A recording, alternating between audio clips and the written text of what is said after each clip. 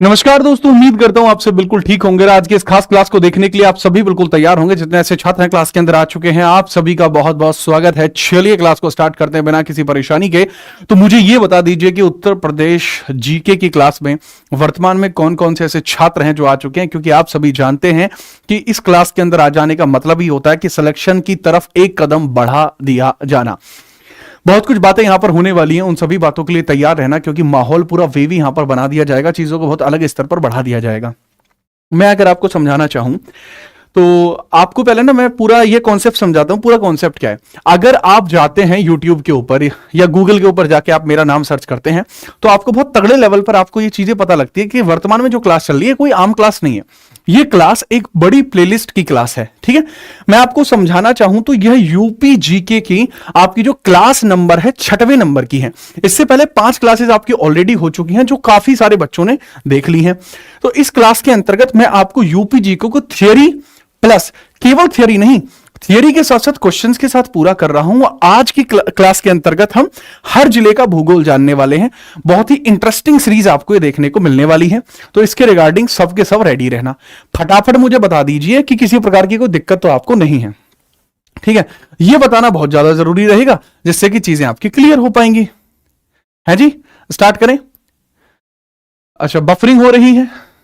ओहो, बफरिंग भी होती है, ये तो मुझे पता ही नहीं था ऐसी भी कोई चीज होती है। चलो भैया, अगर बफरिंग हो रही है तो बफरिंग को भी सही करेंगे, कोई इशू नहीं है। अब देखिए जरा, बफरिंग को सही करने का प्रयास तो किया है। जिन बच्चों को लग रहा था बफरिंग हो रही है, अब एक बार देखो, अभी भी इशू है। अच्छा, हाँ भाई, अब बताओ बफरिंग अब दूर हुई थोड़ी बहुत। अब मेरे फोन के हॉटस्पॉट से चल रहा है ये। हाँ जी सर, वीडियो लैग कर रहा है। अब तो वीडियो आग मचा रहा है। ठीक बात, अब सही है। नमस्ते भाई, नमस्ते। अब ठीक है, माहौल बन गया है, बहुत बढ़िया। चलो, छोटी मोटी बातें हैं, इशू आ जाती है, अभी उसको सही कर दिया है। अब आप समझना, यूपी जीके के अंदर थियरी प्लस प्रैक्टिस के अंदर आपका स्वागत है। हर जिले के इतिहास को देखने वाले क्लास नंबर 6 आपको देखने को मिलती है। जो भी छोटी मोटी इश्यूज क्लास के अंतर्गत होती हैं, उन इश्यूज से डरा मत करो, घबराया मत करो, क्योंकि मैं आपके समर्थन में हूं। यहाँ पे आपको परेशान नहीं होने दूंगा, और ऐसी छोटी मोटी चीजों से मैं परेशान भी नहीं होता। कई बार लोगों को लगता है कि क्लास में इंटरनेट खराब हो जाएगा, इसका रिदम टूट जाएगा, क्लास के अंदर इंटरनेट खराब हो जाएगा तो ये परेशान हो जाएगा। ना ना ना ना भैया, मैं आपको ये बात ऑलरेडी बता चुका हूं कि मैं उस माटी का वृक्ष नहीं जिसको नदियों ने सींचा है। बंजर भूमि में रहकर मैंने मृत्यु से जीवन खींचा है। दूसरी बात यह भी यहां पर है कि भाई, मेरे पास जो समर्थन है वो अलग ही लेवल का है। ये बात आप सभी जानते हैं कि अलग ही लेवल के समर्थन के साथ मैं यहां पर चीजों को कर रहा हूं, तो निश्चित तौर पर आपके लिए चीजें अच्छी ही की जाएंगी। स्टार्ट करते हैं। चीजों के बारे में, हर जिले के बारे में डिस्कशन होगा। उससे पहले मैं आपको बता दूं यूपी के अंतर्गत हमें पढ़ना क्या होता है। सर, यूपी के अंदर पहले तो आप समझ लीजिए, यूपी जीके का ये इंडेक्स है। इस इंडेक्स के हिसाब से मैं आपको पूरी पॉलिटी करा चुका हूं जो यूपी में आती है। इसके अलावा मैं यूपी के हिस्टोरिकल लैंडस्केप करा चुका हूं, प्राचीन इतिहास, मध्यकालीन इतिहास और आधुनिक इतिहास, ये तीनों भी मैं आपको पूरे करा चुका हूं। इसी के साथ साथ आज की क्लास के अंतर्गत जो शुरुआत होने वाली है, ये आपके हिस्टोरिकल साइट्स वगैरह की नहीं कर रहा। यहां मैं important geographical landscape of Uttar Pradesh का भौगोलिक परिदृश्य में शुरू कर रहा हूं। यानी उत्तर प्रदेश के भूगोल की संरचना, उत्तर प्रदेश की भूगोल की रचना यहां पर मैं शुरू करने वाला हूं। ठीक है, चलो बहुत ध्यानपूर्वक समझते हैं। आज की क्लास में हम हर जिले के भूगोल की हम बात करने वाले उत्तर प्रदेश के अंदर। तो वीडियो का टॉपिक क्या है आज का? यूपी जीके क्लास 6 आपकी ये है। यूपी जीके क्लास नंबर 6वीं आपकी है, क्लास 6 आपको देखने को मिलेगी। और क्लास 6 के अंदर जो हम चर्चा करने वाले हैं वो किस चीज की करने वाले हैं? Sir, Uttar Pradesh UP GK class 6। आज की टॉपिक है किसके बारे में भला? सर जी, उत्तर प्रदेश का भूगोल। उत्तर प्रदेश का भूगोल ये टॉपिक है आज का। उत्तर प्रदेश का भूगोल है, ज्योग्राफी ऑफ उत्तर प्रदेश है। जियोग्राफी ऑफ उत्तर प्रदेश देखने को मिल रही है। जियोग्राफी ऑफ उत्तर प्रदेश आपको देखने को मिल रहा है। उत्तर प्रदेश की ज्योग्राफी की चर्चा मैं यहां पर करने वाला हूं। तो उत्तर प्रदेश की ज्योग्राफी की चर्चा समझिए, क्या क्या चर्चाएं आपको देखने को मिलती हैं जब उत्तर प्रदेश की ज्योग्राफी हम पढ़ते हैं। देख भाई, क्लास के अंदर है विशाल शर्मा नाम का बच्चा है जो कह रहा है सर वन शॉट बना दीजिए लेखपाल का रूरल डेवलपमेंट सब्जेक्ट का। देखिए, उत्तर प्रदेश के ग्रामीण विकास का वन शॉट आएगा, ऐसी डिमांड है विशाल शर्मा की। विशाल शर्मा जी, आपका नाम बहुत विशाल है, उसी के साथ घोषणा की जाती है। जी हां, आपको ग्रामीण पंचायत और डेवलपमेंट की वन शॉट वीडियो मिल जाएगी लेखपाल के लिए, जिससे सवाल एक बार नहीं जा सकता। बात खत्म हुई, आगे बढ़ते हैं। ठीक है, देखो ऐसे ही मैं ऑल टाइम फेवरेट टीचर ऐसे ही नहीं बना आप सबका, ठीक है, उसके लिए मेहनत लगती है, ठीक है, और वो चिल्लाने से नहीं होती। तो मैं आपको बता दूं, उत्तर प्रदेश के अंदर ज्योग्राफी में हम कई सारी चीजें पढ़ते हैं। सबसे पहले हम पढ़ते हैं इसका भौगोलिक विस्तार, इसका ज्योग्राफिकल एक्सपेंशन। उत्तर प्रदेश का जियोग्राफिकल एक्सपेंशन हम पढ़ते हैं, भौगोलिक विस्तार पढ़ते हैं। ज्योग्राफिकल एक्सपेंशन कहने की बात क्या हुई, भौगोलिक विस्तार हम पढ़ते हैं। क्या पढ़ते हैं? भौगोलिक विस्तार पढ़ते हैं। भौगोलिक विस्तार हम यहां पर पढ़ते हैं, पहला पॉइंट भौगोलिक विस्तार। दूसरा पॉइंट हमें यहां समझ में आता है, ज्योग्राफिकल एक्सपेंशन के बाद हम उत्तर प्रदेश की जलवायु पढ़ते हैं। उत्तर प्रदेश की जलवायु, क्लाइमेट ऑफ उत्तर प्रदेश हम पढ़ते हैं। क्लाइमेट ऑफ यूपी हम पढ़ते हैं, यूपी हम पढ़ते हैं, यानी उत्तर प्रदेश की जलवायु भी हमें पढ़ना होता है। उत्तर प्रदेश की जलवायु भी हम यहां पर पढ़ते हैं। नेक्स्ट हमें क्या पढ़ना होता है सर? उत्तर प्रदेश का जिलेवार अध्ययन भी हमें पढ़ना पड़ता है। ठीक है, चलिए, जिलेवार अध्ययन भी हमें पढ़ना होता है।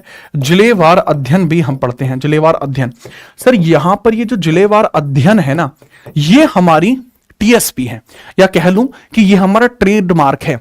मैं सबसे बेस्ट तरीके से, सबसे अलग तरीके से, यूनिक तरीके से, ट्रेडमार्क तरीके से जो मैं पढ़ा रहा होता हूं, इसके जिलेवार डिवीजन को मैं पढ़ाता हूं, जिसमें हर एक डिस्ट्रिक्ट के बारे में चर्चा करते हैं। इसके बारे में भी हम पढ़ेंगे। तो हमेशा की भांति जो पूरी प्लेलिस्ट हमें यूट्यूब पर बताती है, इस पूरी प्लेलिस्ट में मैंने पढ़ाने का तरीका क्या रखा है? पहले थियरी, और थियरी पढ़ने के बाद आप सभी लोगों के लिए क्या? थियरी के बाद क्वेश्चंस। सेम टॉपिक रखा जाएगा, पहले थियरी फिर क्वेश्चंस।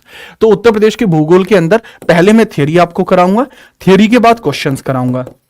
मतलब इसमें यह समझ लेना आप कि पहले मैं ज्योग्राफिकल एक्सपेंशन की थियरी कराऊंगा, इसके क्वेश्चन कराऊंगा, फिर उत्तर प्रदेश की जलवायु कराऊंगा, जलवायु के क्वेश्चन कराऊंगा। मैं पूरी तरीके से इसके लिए तैयार हूं। फटाफट शुरू करते हैं। एक बच्चा है, सर जी, ठीक है, एक बच्चा एक कोचिंग सेंटर का नाम लेके कह रहा है कि आपने वो छोड़ दिया। नहीं भाई, ऐसा कुछ नहीं है कि मैं किसी को छोड़ दूं या वो कर दूं। नहीं, ऐसा कुछ नहीं है। मेरे हिसाब से आप सब भी अच्छे हैं, सब अच्छे हैं। ठीक है, तो मेरे हिसाब से यही चीजें हैं। स्टार्ट करते हैं चीजों को। बहुत बेहतरीन आपको टॉपिक देखने को मिलने वाला है। ठीक है, तो शुरुआत करते हैं भौगोलिक विस्तार से। तो आज का जो हमारा टॉपिक है, पहले मैं फिजिकल स्ट्रक्चर की बात करूंगा और इसके क्लाइमेट की बात करूंगा, उसके बाद हम जिलेवार अध्ययन की भी बात करेंगे। तो बहुत बेहतरीन स्तर पर टॉपिक शुरू होता है। और पहला ही टॉपिक आपका क्या है? उत्तर प्रदेश का आकार लंबवत है। ये ऑबलोंग शेप में देखने को मिलता है। ऑबलोंग शेप क्या होती है? ये पूछा जा सकता है, what is the shape of India? That is oblong. अगर मैं पूछूं what is the shape of earth, earth कैसी है, ये सवाल अगर मैं पूछूं, what is shape of earth, what is shape of earth, ये मैंने आपसे पूछा, शेप ऑफ अर्थ, तो अर्थ को आप कैसे जानते हैं? अर्थ का जो शेप है वो किस प्रकार का है, आकार किस प्रकार का है? मैं पृथ्वी के आकार के बारे में अगर आपसे पूछूं, पृथ्वी का आकार मैंने अगर आपसे पूछा, तो पृथ्वी का आकार कैसा है? इसके लिए एक शब्द का प्रयोग करिए। सब पृथ्वी का जो आकार है वो आपको जियोइड देखने को मिलता है। पृथ्वी का आकार कैसा देखने को मिलता है? जियोइड देखने को मिलता है। कैसा है? जियोइड है। जियोइड आपको देखने को मिलता है। जियोइड। बहुत सारे लोगों को लगता है कि पृथ्वी का आकार जो है वो आपका गोल है, बट पृथ्वी गोल नहीं है। क्या दुनिया, धरती गोल है? नहीं, धरती जियोइड है। अब यहीं पे याद रखना, इसी प्रकार से उत्तर प्रदेश कैसा है सर? ये लंबवत है, ऑब्लोंग्ड है। ऑब्लोंग्ड का मतलब है खिंचा हुआ आकार इसका देखने को मिलता है। अलग अलग हिस्सों में, टुकड़ों में अलग अलग हिस्सों से विकृत हुआ, इसको ऑब्लोंग शेप कहा जाता है। ऑब्लोंग शेप कैसे होती है सर? ये एक ऑब्लोंग शेप है। ये उत्तर प्रदेश का मैप आप देख रहे हैं, यह आपको ओब्लोंग हिस्सा देखने को मिलता है। कई बार ऐसा लगता है कि कोई व्यक्ति खेल रहा हो और इसके हाथ के आगे बॉल हो, बिल्ली को भी इसमें फिक्स किया जा सकता है। ठीक है, तो यह शेप आपको देखने को मिलता है जो उत्तर प्रदेश को दर्शाता है। यह उत्तर प्रदेश का विभाजन आपको देखने को मिल रहा है, जो लेटेस्ट लेवल पर आपको देखने को मिलता है। यह है उत्तर प्रदेश। बात आई समझ में? बहुत बढ़िया। This is UP, this is Uttar Pradesh. तो मेरे ख्याल से आपको उत्तर प्रदेश के बारे में तो बातें समझ में आई कि ठीक है सर, इसका शेप आपको ऑब्लोंग देखने को मिल जाएगा। ठीक है, चलो दूसरा अगला पॉइंट है कि Uttar Pradesh lie between 23 degree 52 minute से 31 डिग्री 28 मिनट। और ये जो है इसका उत्तर प्रदेश ग्लोब पर 23-52 से लेकर 31-28 उत्तरी अक्षांश, 77-30 से लेकर 84-39 पूर्वी देशांतर के मध्य आपको देखने को मिलेगा। सबसे पहले उत्तरी अक्षांश में आपको देखने को मिलता है, जो इसका एक्सपेंशन है वो कितना है सर जी, यह 2352 से 2128 तक है, 7730 से 8439 तक है। उत्तर प्रदेश का ग्लोब पर जो एक्सटेंट आपको देखने को मिलता है, विस्तार जो देखने को मिलता है वो इस प्रकार का है। दूसरी बात, उत्तर प्रदेश का जो लॉन्गिट्यूडनल एक्सटेंट है वो 60 डिग्री 36 मिनट से लेके 60 डिग्री 9 मिनट तक आपको देखने को मिल जाएगा। 60 डिग्री 36 मिनट से लेके 60 डिग्री 9 मिनट। कैसे? अगर मैं आपको बताऊं, यहां से आपको देखने को 60 डिग्री 36 मिनट से लेके 60 डिग्री 9 मिनट तक आपको देखने को मिल जाएगा। और बाकी जो एक्सपेंशन है यह आपको कुछ इस प्रकार से देखने को मिलता है, 2352 से लेके 3128, 7780 से लेके 8439। ये इसके पूरे एक्सपेंशन की चर्चाएं की गई हैं।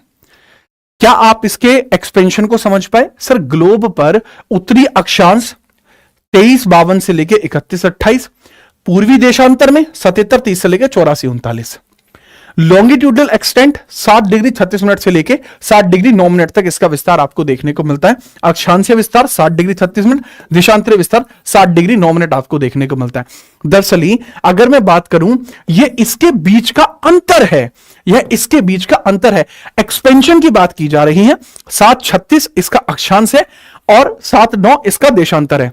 मतलब मैं आपको बताऊं, ये तो आपको देखने को मिल जाएगा, ये जो एक्सपेंशन है, अगर मैं इसको सीधे स्तर पर लूं, ठीक है, 736 और 79, इस तरीके से अगर मैं इसको समझाता हूं आपको, ये इस तरीके का एक्सपेंशन है।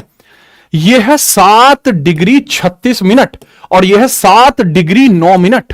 ये इस प्रकार का एक्सपेंशन आपको देखने को मिल जाएगा। क्या आप बात को समझ पाएंगे? 60 डिग्री 36 मिनट, 60 डिग्री 9 मिनट, ये इसका एक्सपेंशन कुछ इस प्रकार से देखने को मिल जाता है। समझ में आई बात? ठीक है, ओके, बहुत बढ़िया, बहुत बहुत बढ़िया। ये आपको समस्या दूर हुई है आपकी। इसका लॉन्गिट्यूड एंड आपका लैटिट्यूड जो एक्सपेंशन है वो आपका खत्म होता है। ठीक है, बात करते हैं आगे, हम बात करते हैं, इसको थोड़ा सा ध्यानपूर्वक समझना। इसके बाद हमें पता लगता है प्रदेश की पूर्व से पश्चिम की जो लंबाई है, पूर्व से पश्चिम की लंबाई 650 किलोमीटर है, दक्षिण से उत्तर की लंबाई 240 किलोमीटर है। इसको आप लिखेंगे 650 और 240। 650 किलोमीटर इसकी कैसे है सर? पूर्व से पश्चिम, ये 650 किलोमीटर आपको देखने को मिल जाएगी पूर्व से पश्चिम। इधर से पूर्व ये है, पूर्व से पश्चिम, यानी ये 650 किलोमीटर है। और अगर आपसे पूछा जाता है कि इसकी जो लंबाई है, यह उत्तर से दक्षिण की ओर जो है इसकी चौड़ाई वो 240 है। ठीक है, दक्षिण से उत्तर 240 किलोमीटर है। 240 किलोमीटर एक्सपेंशन ये है। तो यह इसके पूरी चौड़ाई और इसकी लंबाई के बारे में आपको बताया गया है। क्या आप समझ पाएंगे? जी हां। नेक्स्ट हम बात करते हैं, ये एक्सपेंशन की चर्चाएं हुई, साथ ही मैंने इसमें बताया है प्रदेश की दक्षिण से उत्तर की लंबाई 240 किलोमीटर है। उत्तर प्रदेश का कुल क्षेत्रफल 2,40,928 वर्ग किलोमीटर है, जो भारत के कुल क्षेत्रफल का 7.33% है। यह सवाल बहुत बार बनता है कि भाई उत्तर प्रदेश के अंदर भारत के क्षेत्रफल का कितना प्रतिशत रहता है। आप बड़े प्यार से इनको बताते हैं कि सर उत्तर प्रदेश के अंदर 2,40,928 वर्ग किलोमीटर स्क्वायर का एरिया है, जो भारत के कुल क्षेत्रफल का 7.33% है। और जनसंख्या के अनुसार हम सबसे बड़ा राज्य भी हैं। According to population we are first. According to population we are at top. यानी UP is at top. UP is at top.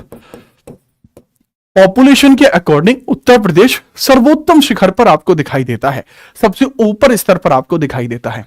Clear हुआ? दूसरा, प्रदेश के कुल क्षेत्रफल का 2.70% अर्थात 6585 वर्ग किलोमीटर स्क्वायर नगरीय क्षेत्र है, अर्बन एरिया है।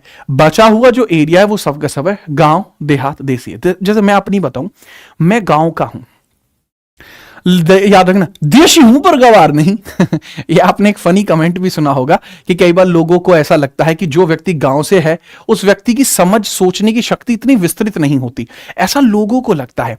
पर कमाल की बात यह है कि आज की डेट में गांव से निकलने वाले जो लोग हैं वो ज्यादा ताबड़तोड़ है। आप मेरा ही एग्जाम्पल ले लीजिए, है जी, याद रखना। अब पॉइंट ये आता है कि 2.70% जो स्टेट का टोटल एरिया है, जो 6558 किलोमीटर है, वो अर्बन है। यानी भारत के उत्तर प्रदेश राज्य के अंदर केवल 0.3% ऐसे लोग हैं जो कि शहरी हैं, शहरी पपलू जो हैं, देखो अब ये मत कहना कि सर ऑफेंड हो गए कि जी हम तो शहर में रहते हैं, आपने तो हमें पपलू कह दिया। कोई बात नहीं, आपको मैं झपलू भी कह दूंगा, मुझे इशू नहीं है। पॉइंट ऑफ अंडरस्टैंडिंग ये है कि इसके अलावा बचे हुए जो लोग हैं वो सब के सब ग्रामीण हैं, देसी हैं, देहाती हैं, बिल्कुल मेरी भांति। और मुझे पता है क्या, मुझे देसी दिखने के लिए सर पे मफलर नहीं बांधना पड़ता, अपनी वीडियो पे देसी देसी ना बोल कर छोरी रहे ऐसे गाने नहीं लगाने पड़ते, तो मेरा अपना एक अलग ऑरा है। ठीक है, इस चीज के संबंध में आप याद रखना।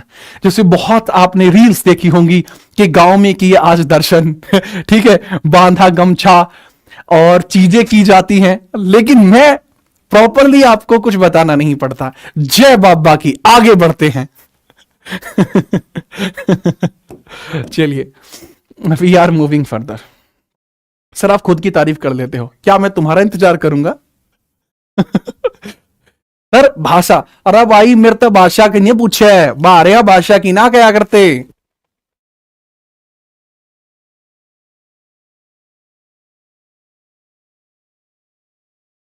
बात आई आपको समझ में? चलो जी आगे हम बात करते हैं। उत्तर प्रदेश का सर्वोच्च शिखर अमसोत चोटी है। अमसोत चोटी है, पास 957 मीटर है, जो शिवालिक पहाड़ियों में स्थित है। जो शिवालिक एक्सपेंशन आपको देखने को मिलता है, शिवालिक को बोला जाता है आपका दक्षिणतम हिमालय। शिवालिक पहाड़ियां क्या होती हैं sir? These are known as southern Himalayas. Southern Himalayas इनको बोला जाता है। These are known as southern Himalayas, दक्षिणतम हिमालय इनको कहा जाता है। जो शिवालिक पहाड़ियां ये 957 मीटर आपको देखने को मिलती है, इसमें हाईएस्ट पीक है। हालांकि इतनी ज्यादा बड़ी ऊंची चोटियां भी आपको यूपी में देखने को नहीं मिलती, याद रखो। दूसरा, क्षेत्रफल की दृष्टि से उत्तर प्रदेश का स्थान देश में चौथा है। राजस्थान पहला, मध्य प्रदेश दूसरा, महाराष्ट्र तीसरा और यूपी चौथा है। लेकिन पॉपुलेशन के मामले में आप समझिए, हम दो हमारे कई। यूपी में क्या कॉन्सेप्ट है? हम दो हमारे कई, ये कॉन्सेप्ट ऑफ यूपी है। तो इस वजह से यहां पॉपुलेशन बहुत ज्यादा है। जैसे आप बताइए, जैसे आप दरोगा बनने के बाद, क्योंकि क्लास डेडिकेटेड है यूपी के लिए, तो आप दरोगा बनने के बाद ये जो प्लानिंग आप कर रहे हैं परिवार नियोजन कि कितने बच्चे किए जाएं, तो इस पे अगर मैं आपसे बोलूं कि आप मुझे ये बताइए कि इस पे आपके क्या विचार हैं, बताओ, फटाफट बताओ। अब आप सोचेंगे सर ये टीचर कैसा अजीब सा टीचर है, बताओ बच्चों की बात करें। नहीं बेटा, पहले आप बताओ फिर मैं बताता हूं। सर हर कोई है, हर कोई मामा थोड़ी है। कोई बात नहीं, आप मौसी बन जाओ। तो जैसे बच्चों ने कमेंट करना शुरू कर दिया है, दो दो कमेंट, एक बच्चा आधा लिख रहा है। अरे क्या ये कैसे संभव है भाई? कुछ बच्चे कह रहे हम तो हमारा एक भी नहीं। यही इशू होता है आज की जनरेशन के साथ बच्चों में, क्योंकि वास्तविकता में मैंने पूछा था कि परिवार नियोजन भारतीय संविधान की अनुसूची 7 के कौन सी सूची का हिस्सा है? दरअसल ये समवर्ती सूची में आता है। ये कौन करंट लिस्ट में आता है? कौन करंट लिस्ट में है परिवार नियोजन? जो फैमिली प्लानिंग है, परिवार नियोजन है, ये लिस्ट 3rd में आता है। लिस्ट 3rd को समवर्ती सूची कहा जाता है। मैंने ये नहीं पूछा था, तुम कुछ और बता रहे हो। ये लिस्ट 3rd में है, कौन करंट लिस्ट यानी समवर्ती सूची में आपको देखने को मिलता है। और इसी की वजह से आज की डेट में उत्तर प्रदेश टॉप पर है। और उत्तर प्रदेश के अंदर यह कहा जाता है कि दबदबा था, दबदबा है, दबदबा बना रहेगा, जनसंख्या में राज्य आगे बना रहेगा। ठीक है, चलो आगे बात करते हैं। पता है यूपी में तुम्हें मैं बताऊं, हाँ खैर हमारे यहां क्या कि अब हमारे यहां दूर दूर से शादियां हो रही हैं, मतलब इंटर स्टेट मैरिज करके ला रहे हैं लोग। कुछ लोग नजदीकी राज्यों से विवाह करके ला रहे हैं, हरियाणा से विवाह करके ला रहे हैं, बताओ, समझ रहे हो?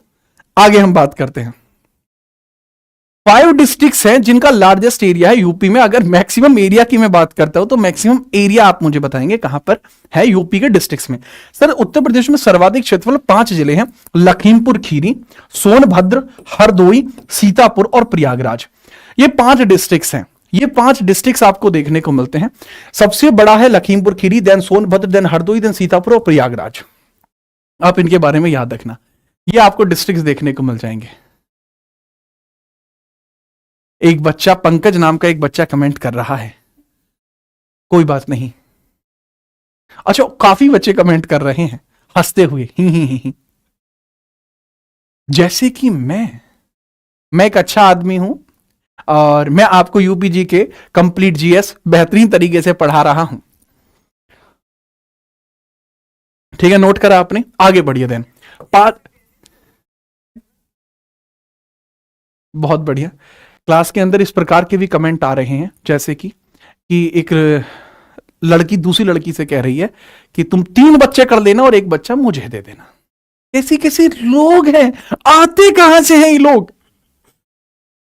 लिखिए अब फटाफट से कि 5 डिस्ट्रिक्ट्स हैं जो स्मॉलेस्ट है। बच्चा बड़े डिस्ट्रिक्ट्स में पूछूं तो लखीमपुर खीरी, सोनभद्र, हरदोई, सीतापुर और प्रयागराज। छोटे डिस्ट्रिक्ट्स में अगर मैं पूछूं, सबसे छोटा हापुड़, भदोई, जिला गाजियाबाद, शामली और गौतम बुद्ध नगर है। गौतम बुद्ध नगर ये नोएडा वाला है, ठीक है, गौतम बुद्ध नगर नोएडा वाला है, नीचे से 5वें नंबर पे है। ठीक है, याद रखना, याद रखेंगे।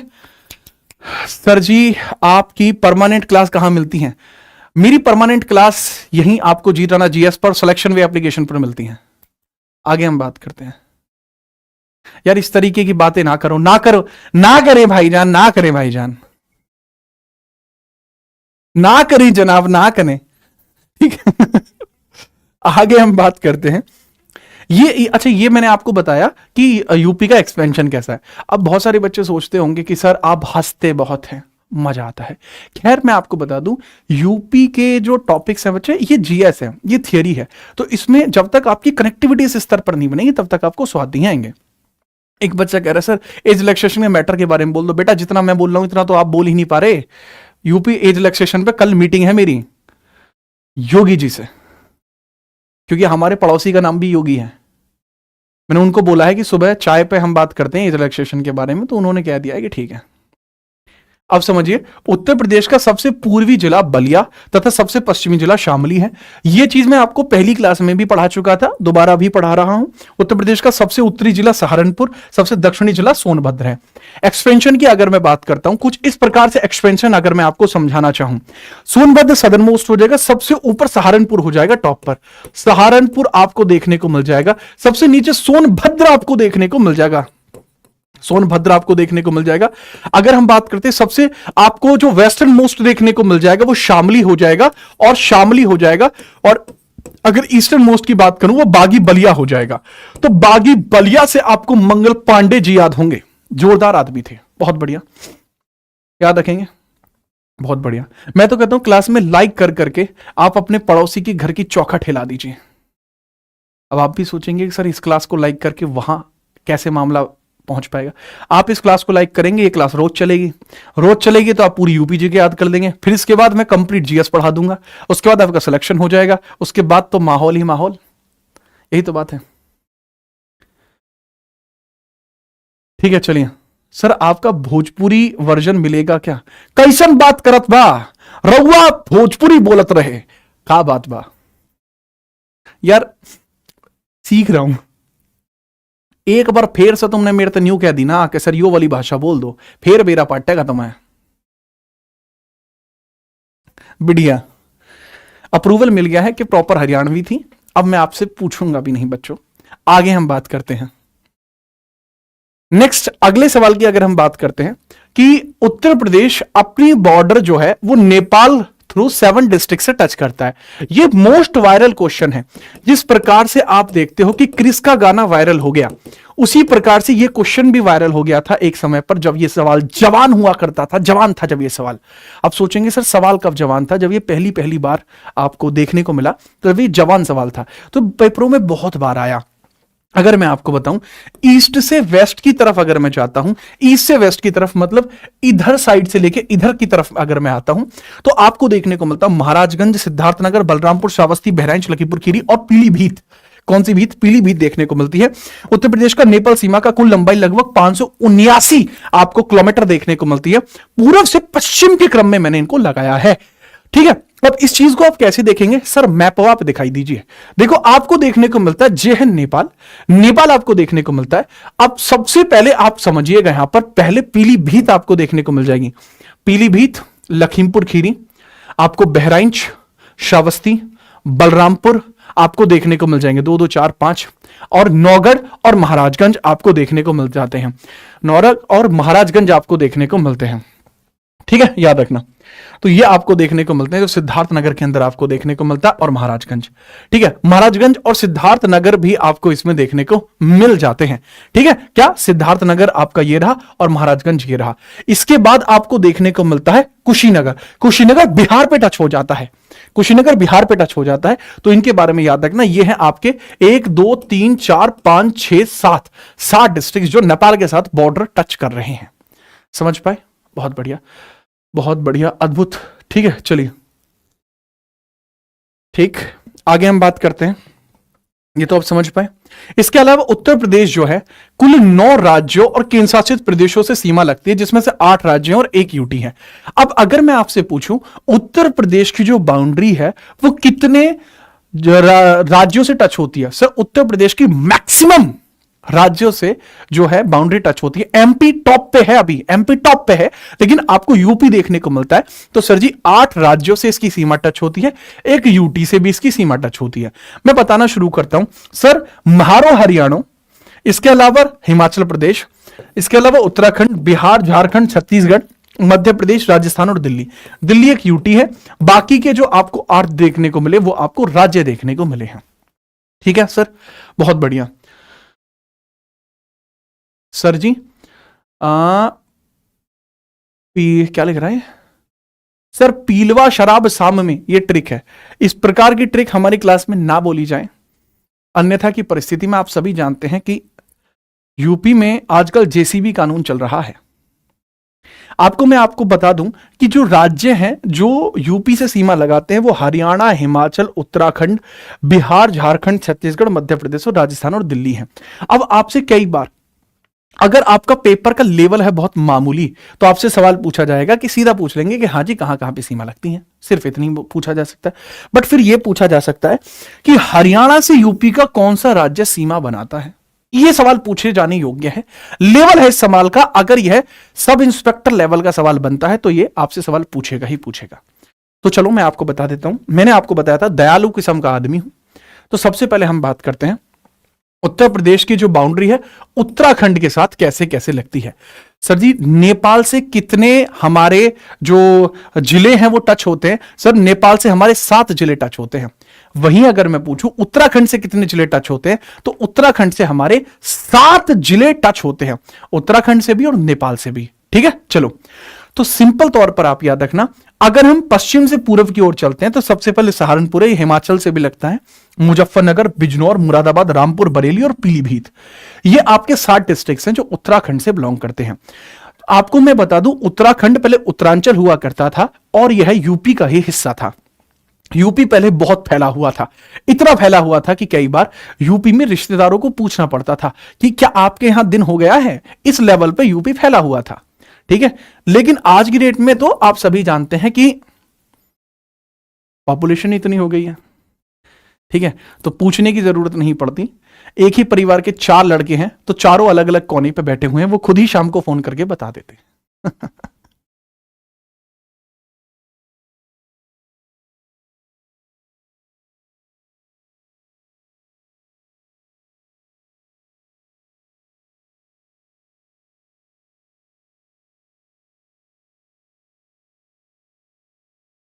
चलिए देखिए, क्लास को नॉर्मल कर दिया गया है और अप्रूवल भी मुझे मिल गया है कि चलिए क्लास हो गई नॉर्मल। ठीक है, तो इसके साथ ही आप याद रखिए कि आपको क्या लगा कि मैं क्लास जैसे रुकेगी तो इसके बाद आपको लगा कि मैं समोसे लेकर आऊंगा। नहीं, बिल्कुल नहीं, ऐसा नहीं होगा। अब एक छात्र और कमेंट कर रहा है, उसकी कमेंट को मैं पहले बताता हूं। पहले आप ये देख लीजिए कि सहारनपुर, मुजफ्फरनगर, बिजनौर, मुरादाबाद, रामपुर, बरेली और पीलीभीत आपको ये एरिया देखने को मिलते हैं जो उत्तराखंड से सीमा बनाते हैं। इसको आप स्क्रीनशॉट मार दिए होंगे। अगला है सर, उत्तर प्रदेश की सीमा हरियाणा के 6 जिलों से लगती है। ठीक है, अब यहां बात पर्सनल हो गई, ये समझिए आप।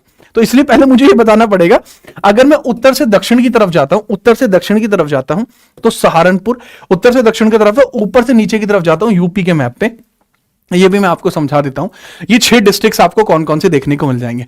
हरियाणा ये रहा, हरियाणा आपको यहां देखने को मिल जाता है। तो डिस्ट्रिक्ट्स आपके कौन कौन से? सबसे ऊपर बागपत, देन गाजियाबाद, देन आपको देखने को मिल जाएगा कौन सा?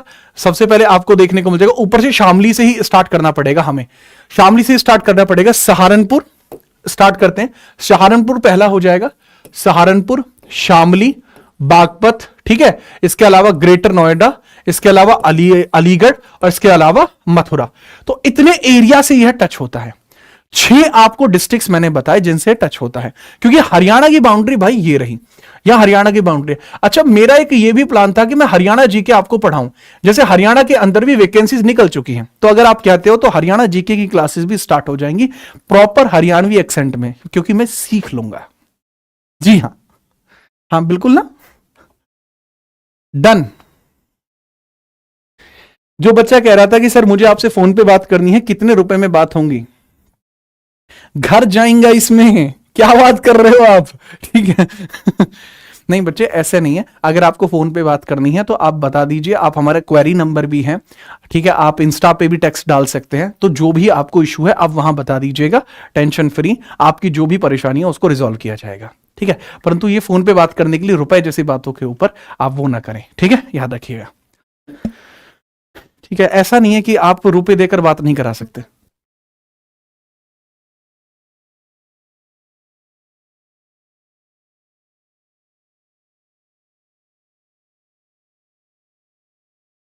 और ये जो दूसरा बच्चा है नेवर गिव अप विद अभी नाम से, भाई एक बात हमेशा याद रखना,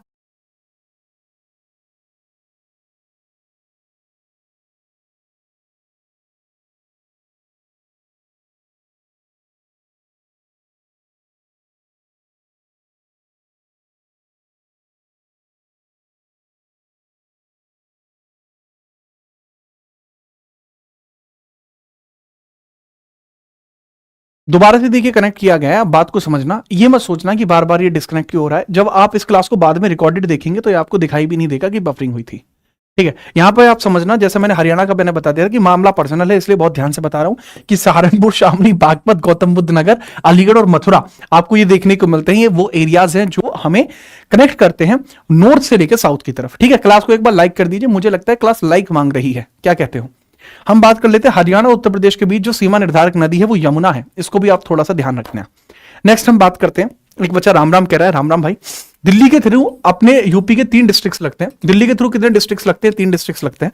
नॉर्थ से लेकर साउथ की तरफ जाते हैं, गाजियाबाद, गौतम बुद्ध नगर और बागपत, 3 डिस्ट्रिक्ट ही लग रहे होते हैं, इसको भी थोड़ा सा याद रखना, ठीक है। चलिए अगला हम बात करते हैं, उत्तर प्रदेश की सीमा राजस्थान के 2 जिलों से लगती है, आगरा और मथुरा से। आगरा मथुरा बिल्कुल हमारे आउटर साइड पड़ते हैं, हरियाणा से भी ये सीमा बना रहे होते हैं, जो मथुरा है हरियाणा से भी सीमा बना रहा होता है, लेकिन इसमें पॉइंट ऑफ अंडरस्टैंडिंग ये राजस्थान से भी सीमा बनाते हैं, भरतपुर होने की वजह से सीमा यहां पर निर्धारित करते हैं। नेक्स्ट आगे हम बात करते हैं उत्तर प्रदेश की बाउंड्री मध्य प्रदेश के साथ। सबसे ज्यादा बाउंड्री अगर उत्तर प्रदेश काउंट में किसी के साथ साझा करता है तो वो मध्य प्रदेश है जिसके साथ ये साझा करता है, ठीक है। चलिए नेक्स्ट हम बात करते हैं, वो है कौन कौन से 11 डिस्ट्रिक्ट्स? आगरा, इटावा, जालौन, झांसी, ललितपुर, महोबा, बांदा, चित्रकूट, प्रयागराज, मिर्जापुर, सोनभद्र, ये सबके सब एमपी के साथ अपनी बाउंड्री साझा करते हैं। फटाफट कमाल की बात यह भी है कि मैं इसमें आपको बता देना चाहूंगा कि ये कौन कौन से क्षेत्रवा देखने को मिलते हैं, और इसके लिए मैं एक मैप की सहायता लूंगा। मध्य प्रदेश के साथ सीमा साझा करने वाले आपके कितने डिस्ट्रिक्ट्स देखने को मिल जाएंगे? तो सर अगर मैं आपको बताऊं तो यहां से शुरुआत होती है, आगरा, इटावा, जालौन, झांसी, ललितपुर, महोबा, बांदा, चित्रकूट, प्रयागराज, मिर्जापुर और आपका सोनभद्र। इसके बाद छत्तीसगढ़ के साथ सीमा साझा करने लगते हैं। छत्तीसगढ़ के साथ भी यूपी का एक जिला सीमा साझा करता है जिसका नाम है सोनभद्र। सोनभद्र आपका छत्तीसगढ़ के साथ भी सीमा साझा करता है, इसके बारे में भी याद रखना, इसको बहुत ध्यान से समझिए। सर जी एक बच्चा है, नाम देख के आना पड़ेगा इसका, एक बच्चा कह रहा है कि सर एक टीचर हैं जो मेरे बारे में कमेंट कर रहे हैं। वाह वाह वाह, टीचर का नाम आप शायद गलत लिख दे रहे हैं, और कोई बात नहीं, कोई ऐसी परेशानी नहीं है, ठीक है। आगे हम देखते हैं, इन्हीं के बारे में मैंने बता दिया कि आपको 11 डिस्ट्रिक्ट्स देखने को मिलते हैं उत्तर से दक्षिण क्रम में अगर हम देखते हैं। इसके बाद अगला पॉइंटर है, उत्तर प्रदेश की सीमा बिहार के 7 डिस्ट्रिक्ट से लगती है। बिहार मुझे स्वाद आते हैं, मतलब बिहार की कोई बात होती है, जैसे कोई रील स्क्रॉल कर रहा हूं मैं, बिहार की रील आगे मैं रोक लेता हूं, क्योंकि बिहार में इंटरेस्टिंग न्यूज हो रही होती है। मतलब आप देखना बाकी राज्यों में न्यूज कलेक्ट होती हैं, बिहार में न्यूज बन रही हैं, ठीक है, तो इसलिए आपको यहां चीजें देखने को मिलती हैं। याद रखना, पश्चिम से पूर्व की तरफ अगर मैं जाता हूं, वेस्ट से अगर मैं ईस्ट की तरफ आता हूं, तो सोनभद्र, चंदौली, गाजीपुर, बलिया, देवरिया, कुशीनगर, जो पडौना है और महाराजगंज, ये आपको देखने को मिलते हैं। तो बलिया के अंदर आपको बहुत ज्यादा भोजपुरी एक्सेंट इस कारण से देखने को मिलता है क्योंकि ये टच करता है किससे, बिहार से टच करता है। ठीक है, चलो याद रखेंगे।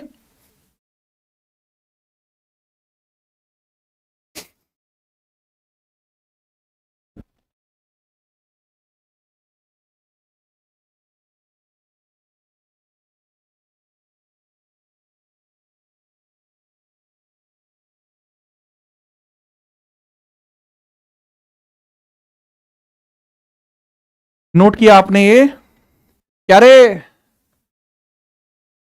ठीक है, चलो आगे बढ़ते हैं। नेक्स्ट आगे हम देखते हैं, उत्तर प्रदेश की सीमा छत्तीसगढ़ की केवल एक जगह से लगती है, मैंने बताया सोनभद्र से लगती है, बात खत्म हुई। उत्तर प्रदेश की सीमा झारखंड से केवल सोनभद्र जिले से लगती है, झारखंड से भी लगती है। सोनभद्र जिले की सीमा कुल 4 राज्यों से लगती है, जिसमें मध्य प्रदेश, छत्तीसगढ़, झारखंड और बिहार है। Which district of Uttar Pradesh share maximum inter state boundary, सबसे ज्यादा राज्यों से बाउंड्री किसकी लगती है? सोनभद्र की। तब ये सोना बन जाता है। सोना क्यों बनेगा? एमपी, छत्तीसगढ़, झारखंड और बिहार, 4 राज्यों से इसकी सीमा लगती है। ठीक है, याद रखना। तो ये भी थोड़ा सा याद रखना है, काफी इंटरेस्टिंग पॉइंट है। अच्छा, जो बच्चे पीडीएफ के बारे में सोचे, वो पीडीएफ आप लोगों का अपना चैनल जो है टेलीग्राम का, जिसको जीत राणा जीएस नाम के से भी जानते हैं खास लोग, उसमें आपको देखने को मिलेगी। अगला पॉइंट है, सहारनपुर जिले की सीमा कुल 3 राज्यों से लगती है, जो हरियाणा, हिमाचल और उत्तराखंड है। सहारनपुर दूसरे नंबर पे है, 3 राज्यों से इसकी सीमा लगती है, हरियाणा, हिमाचल और उत्तराखंड। उत्तर प्रदेश से सबसे अधिक सीमा साझा करने वाला राज्य मध्य प्रदेश है, जबकि सबसे कम सीमा साझा करने वाला राज्य हिमाचल प्रदेश है। यार ये बहुत वेरी वेरी कॉमन क्वेश्चन है, इसके बारे में थोड़ा याद रखेंगे। ठीक है, क्लियर है, याद रखेंगे, बहुत बढ़िया। ठीक है, नमस्ते भाई, नमस्ते दोस्त, इसको लिखो। हम थोड़े से पॉइंटर्स,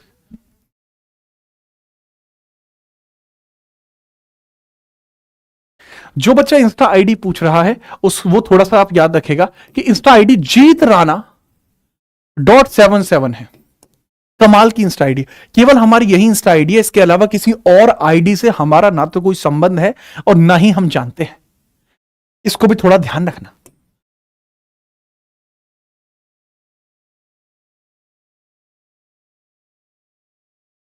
और दूसरी बात यह भी भाई याद रखना कि YouTube के ऊपर भी हमारा एकमात्र बेहतरीन चैनल है, जिसका नाम जीत राणा जीएस है, सटीक तरीके से।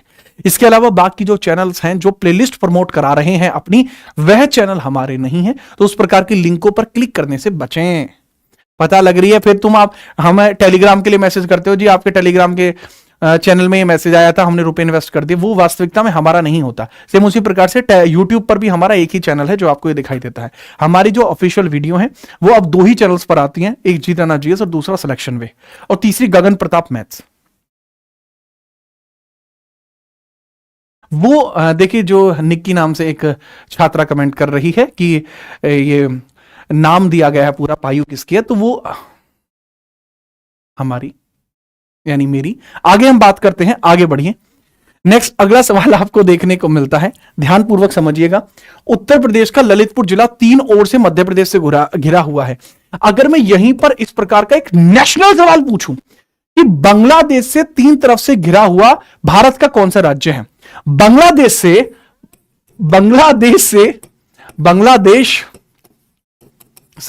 3 तरफ से घिरा हुआ भारतीय राज्य कौन सा है? 3 तरफ से घिरा भारतीय राज्य कौन सा है? घिरा भारतीय राज्य आपको कौन सा देखने को मिल जाएगा? तो 3 तरफ से घिरा हुआ भारतीय राज्य जो आपको देखने को मिलता है, दैट इज त्रिपुरा। सर वो त्रिपुरा आपको देखने को मिलता है। सेम उसी प्रकार से अगर मैं पूछता हूं कि मध्य प्रदेश तीनों तरफ से अगर किसी को घेरता है तो वो ललितपुर को घेरता है। ललितपुर झांसी से सटा हुआ है।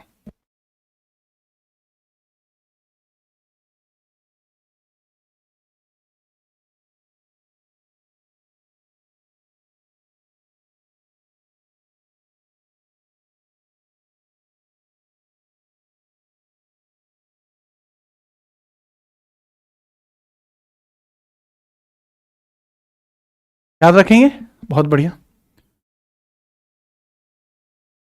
इंपॉर्टेंट। जी सर,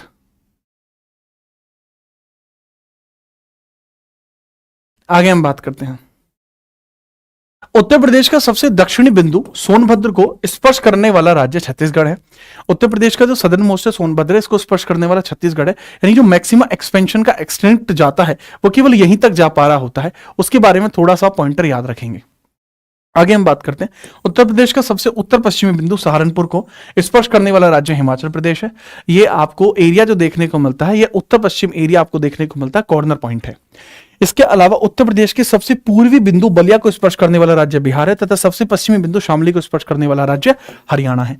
शामली हरियाणा को टच करती है और सबसे बाहरी हिस्से पर आपको देखने को मिल जाती है। ठीक है, चलिए। एक बच्चा जो कमेंट कर रहा है, सर मैं श्याना से हूं, प्लीज आप बताइए कहां से हो। नितिन राणा, यार आपका सरनेम ही बता रहा है कि आप हमारे क्षेत्र से हो। ठीक है, उसी क्षेत्र से बिलोंग करता हूं मैं। ठीक है, चलिए नेक्स्ट हम बात करते हैं। बेटा डट जाओ, आगे लिखिए। उत्तर प्रदेश का वर्तमान भौगोलिक स्वरूप 9 नवंबर सन 2000 को अस्तित्व में आया था, जब आपको उत्तराखंड देखने को मिला था कि जब उत्तराखंड आपका बना था। ठीक है, चलिए नेक्स्ट हम बात करते हैं। उत्तर प्रदेश का सर्वाधिक क्षेत्रफल वाले 4 जिले अवरोही क्रम में लखीमपुर खीरी, सोनभद्र, हरदोई और सीतापुर, मैंने आपको बता दिया है। उत्तर प्रदेश के सबसे कम क्षेत्रफल वाले 4 जिले आरोही क्रम में हापुड़ सबसे छोटा, भदोई उससे बड़ा, गाजियाबाद उससे बड़ा और शामली उससे बड़ा। सबसे छोटा हापुड़, सबसे बड़ा लखीमपुर खीरी आपको देखने को मिल जाएगा। ठीक है, याद रखना, नोट करो, स्क्रीनशॉट लो।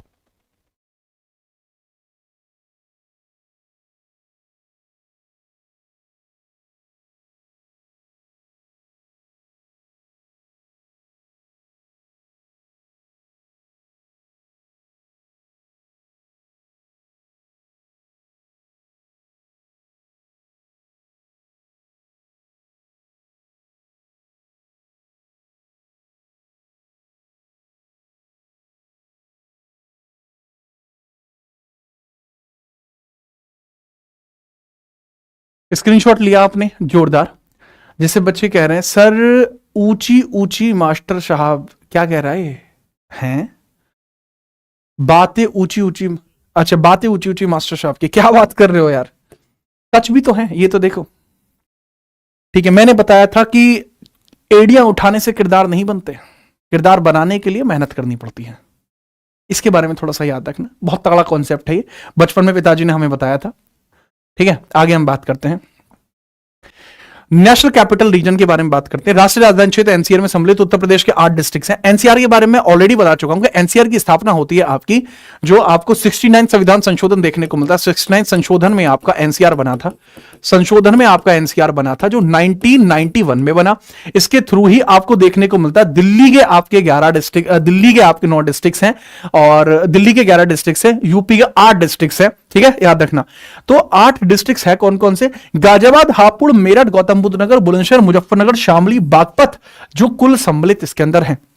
आगे आने वाले समय में मथुरा, अलीगढ़ को भी शामिल करने की बात की जा रही है कि उनको भी शामिल कर लिया जाएगा। ठीक है, चलिए अगला सवाल पूछा जाता है, हमारा फिजिकल डिवीजन कैसा है? अगर मैं बात करूं, यूपी का जो फिजिकल डिवीजन है वो 3 प्रकार से निर्भर करेगा। यूपी का फिजिकल डिवीजन 3 प्रकार से निर्भर करता है। 3 प्रकार से हम इसके फिजिकल डिवीजन को देखते हैं। सर 3 प्रकार का फिजिकल डिवीजन कौन कौन सा है? सर उत्तराखंड राज्य के गठित होने से पूर्व उत्तर प्रदेश को 3 भौगोलिक क्षेत्र थे। उत्तर का पर्वतीय क्षेत्र, मध्य का मैदान और दक्षिण का पठारी क्षेत्र। लेकिन उत्तर के पर्वतीय क्षेत्र के उत्तराखंड के चले जाने के बाद इस पर्वतीय क्षेत्र से सटे भाबर तराई क्षेत्र को ही एक भाग मानते हुए संपूर्ण प्रदेश को 3 भौगोलिक विभागों में बांटा गया है। देखो बच्चे, इस बात को समझना, ये ज्योग्राफिकल इंडिकेशंस को दर्शाता है। किसको दर्शाता है? ज्योग्राफिकल इंडिकेशंस को दर्शाता है। अगर मैं यूपी को बांटता हूं तो यूपी के 3 क्षेत्र थे जब हमसे उत्तराखंड अलग नहीं हुआ था। 3 क्षेत्र कहे जाते थे। पहला एरिया होता था नॉर्दर्न माउंटेरियर रीजन, दूसरा सेंट्रल प्लेन्स और तीसरा होता था दक्षिणतम सदर्न प्लेट्यू रीजन, जो थोड़ी कठोर भूमि होती थी। अगर कोई बच्चा यहां क्लास के अंदर मौजूद है झांसी से या ललितपुर से, आप जानते हो कि आपके यहां की भूमि थोड़ी बंजर है, आपके यहां की भूमि थोड़ी बंजर है। जबकि अगर मैं बताऊं, हमारे यहां का एरिया जो है, हम मैदान से बिलोंग करते हैं, हम मैदानों में हैं। हमारे यहां खेती अच्छी होती है, हमारे यहां मिट्टी अच्छी है, हमारे यहां पानी अच्छा है, सब कुछ बेस्ट है हमारे यहां। ठीक है, ये थोड़ा याद रखना। हमारे यहाँ मीठा पानी पाया जाता है, अगर आपको नहीं पता हमारे यहाँ मीठा पानी है। मीठा पानी का मतलब ये नहीं है उसमें चीनी का घोल मिलता है, नहीं। मीठे पानी का मतलब है कि वह आपका खारा नहीं होता। इसके बारे में थोड़ा सा याद रखना, ठीक है। आगे हम बात करते हैं। अब उत्तर के पर्वतीय क्षेत्र के उत्तराखंड के चले जाने के बाद अभी भी 3 क्षेत्र बचे हैं।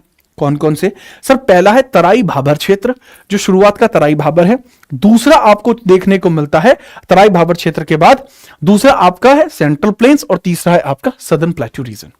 तो मैं तीनों क्षेत्रों के बारे में ही बात करता हूं, ठीक है। याद रखिए, मैं तीनों क्षेत्रों के बारे में बात करता हूं। पहला क्षेत्र मैं देखता हूं भाबर और तराई क्षेत्र। भाबर और तराई क्षेत्र देखने को मिलता है। उत्तर प्रदेश का सबसे उत्तरी क्षेत्र को भाबर तराई क्षेत्र कहा जाता है।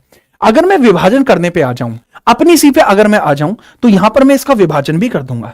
इसका मैं डुप्लीकेट करके विभाजन करूंगा। छोटी मोटी बात मुझसे मत किया करो तुम, ये लिखो तुम सीधा। उत्तर प्रदेश का अगर मैं एरिया वाइज एक्सपेंशन करता हूं और एरिया वाइज इसका डिवीजन करता हूं, तो आपको जो एरिया वाइज डिवीजन देखने को मिलता है वो कुछ इस प्रकार से देखने को मिलता है कि सबसे ऊपर आपको रेडिश कलर में देखने को मिलता है ये हिस्सा आपको रेडिश कलर में देखने को मिल जाता है, जो कुछ इस प्रकार से देखने को मिलेगा, जो कुछ इस प्रकार से आपको देखने को मिलेगा। ये आपका तराई भाबर क्षेत्र आपको देखने को मिल जाएगा कि ये है सर जी तराई भाबर क्षेत्र। इसके बाद जो दूसरा हिस्सा होगा यह पर्वतीय मैदान क्षेत्र होगा। हमारे यहां पे आता हुआ पर्वतीय मैदान क्षेत्र ये वाला हिस्सा होगा। ये कलर दूसरा लेना चाहिए था। पर्वतीय मैदान क्षेत्र आपका ये वाला हिस्सा होगा। पर्वतीय मैदान क्षेत्र आपका हो जाएगा, और यहां पर भी ऊपर भी ये भाबर क्षेत्र ही जाएगा। नॉर्दर्न में है ना, तो भाबर क्षेत्र जाएगा। इसके बाद आपके ये ब्लैकिश एरिया देखने को मिल जाएगा। ब्लैकिश एरिया आपको देखने को मिल जाएगा इस प्रकार से। और बचा हुआ जो एरिया है यह पठारी एरिया आपको देखने को मिल जाएगा। पटा हुआ एरिया पठारी एरिया आपको देखने को मिल जाएगा। ये एक्सपेंशन है जो कुछ इस प्रकार से किया जाता है। ये एक्सपेंशन है जो कुछ इस प्रकार से किया जाता है। ये कठोर भूमि वाला हिस्सा है। लास्ट में ये कठोर भूमि वाला हिस्सा है। तो यूपी को इस प्रकार से 3 अलग अलग डिविजन में बांटा जाता है। यूपी के कितने डिवीजन हुए? 3 डिवीजन होते हैं। उन्हीं तीनों डिविजन्स को मैं पढ़ा रहा हूं। कौन कौन से? तराई भाबर, मैदानी और दक्षिण पठार।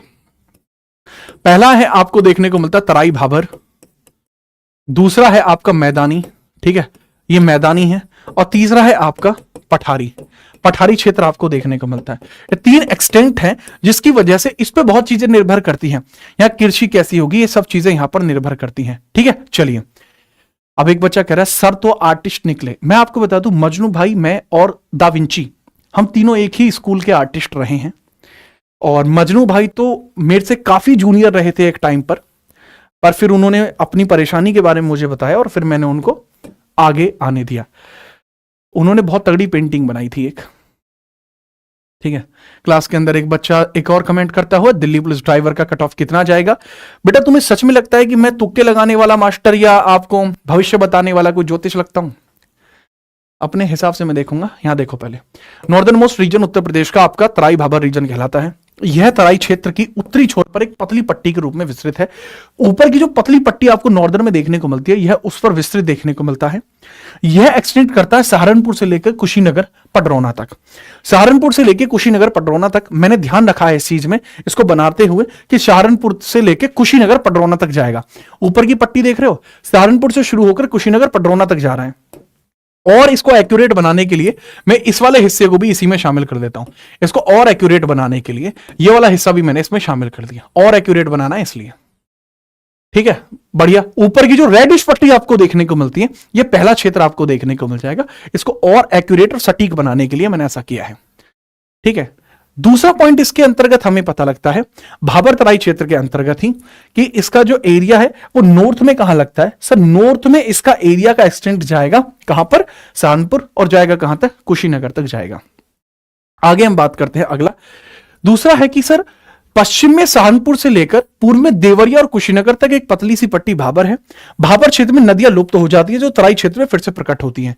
कई बार इसको एक बार तो रिवर कैप्चरिंग भी बोलते हैं, बट ये रिवर कैप्चरिंग का एग्जाम्पल नहीं होता। इसमें जो नदियां हैं वो पानी के अंदर चली जाती हैं, मतलब जमीन के अंदर चली जाती हैं, और फिर जो हमारा मैदानी क्षेत्र है वहां पर वो पुनः प्रवेश करती हैं। इंपोर्टेंट है, पूछा गया था एक बार कि किस क्षेत्र में यह रीअपियर करती हैं, तो तराई क्षेत्र में रीअपियर करती है। भाबर में गायब, तराई में दिखती है।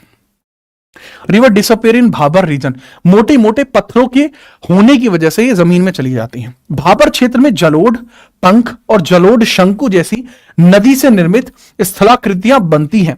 भाबर रीजन के अंदर एलुवियल सॉइल्स की वजह से एक कलाकृतियां बनती हैं, जमीन पर पानी के निशान छोड़ती चली जाती हैं। इनके बारे में भी याद रखना, ठीक है। चलिए आगे हम बात करते हैं। भाबर क्षेत्र वह पर्वतीय भूभाग है जो कंकड़ पत्थरों से निर्मित है, इसी वजह से यहां पर नदी गायब हो जाती है। इसका विस्तार उत्तर प्रदेश के बिजनौर, सहारनपुर, पीलीभीत, शाजापुर, लखीमपुर खीरी में है।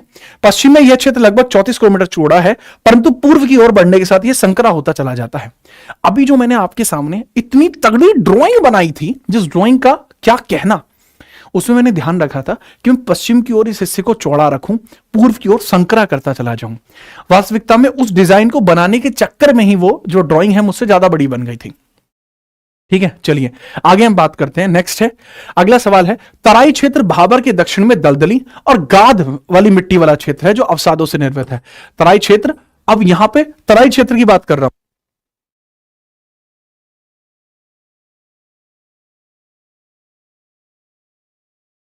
तराई क्षेत्र के बारे में मैंने आपको बताया था कि तराई क्षेत्र जो आपको देखने को मिलता है, यह भाबर के दक्षिण में है और दलदली व गाद मिट्टी वाला क्षेत्र है जो महीन अवसादों को इकट्ठा करता है। छोटे छोटे महीन अवसाद इसमें इकट्ठे होते चले जाते हैं और दिक्कतें बढ़ती चली जाती हैं। दूसरा, घने जंगल, लंबे हाथी घासों से ढका हुआ है। तराई क्षेत्र कभी 80 से 90 किलोमीटर तक चौड़ा था तथा इसके अंतर्गत सहारनपुर, बिजनौर, रामपुर, बरेली, पीलीभीत, लखीमपुर खीरी, बहराइच, गोंडा, बस्ती, सिद्धार्थनगर, गोरखपुर, महाराजगंज, देवरिया, कुशीनगर जिले आया करते थे। ये एक्सपेंशन है। क्या इससे सवाल पूछा जाएगा? बहुत ही कम चांसेस है कि इससे कभी सवाल पूछा जाए। There are very rare chances कि इससे सवाल बने। एक बार कमेंट करके बता दीजिए आप किस क्षेत्र से बिलोंग करते हैं। आप भाबर तराई क्षेत्र से हैं, आप मध्य मैदानी क्षेत्र से हैं, या आप दक्षिण पठार क्षेत्र से हैं? किस क्षेत्र से हैं आप? नेक्स्ट है, इधर कुछ वर्षों से भूमि सुधार कार्यों के कारण यह तराई भाबर है, इसकी चौड़ाई काफी कम हो गई है, जिससे इसे काफी छोटा उपजाऊ भूमि के रूप में किसानों को प्राप्त हो गया था। अब यहां गन्ना, गेहूं, धान की फसलें रिकॉर्ड पैदावार दे रही हैं। अनेक जगहों पर जूट की भी अच्छी खेती यहां पर हो जाती है। ठीक है, नोट करें, आगे बढ़ें। ठीक है, अगला सवाल नेक्स्ट इसी के बारे में। प्रदेश के ऊंचाई वाले भागों में मिलने वाली प्राचीनतम जलोढ़ मिट्टी को राड नाम से भी जाना जाता है। सर, जो ओल्डेस्ट एलुवियल सॉइल होती है, जो हायर एलिवेशंस पर मिलती है, इसको रार नाम से भी जानते हैं।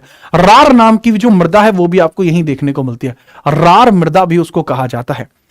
माबर क्षेत्र और दक्षिण पूर्वी क्षेत्र को छोड़कर पूरा प्रदेश नदियों द्वारा बाढ़ के दौरान लाई गई काप यानी जलोढ़ मृदा से बना है। देखो, जलोढ़ मृदा जो होती है रार नाम की भी है और काप नाम की भी है। रार नाम की ऊंचाई पे है और काप नाम की वो है जो तलछटी में देखने को मिलती है। कहां देखने को मिलती है? तलछटी में देखने को मिलती है, यानी जमीनी क्षेत्र पर देखने को मिलती है। क्लियर है? सर, मऊ किस में आता है? मऊ भैया मध्य मैदानी क्षेत्र है। झांसी किस में आता है? झांसी आपका दक्षिणतम पठारी क्षेत्र है।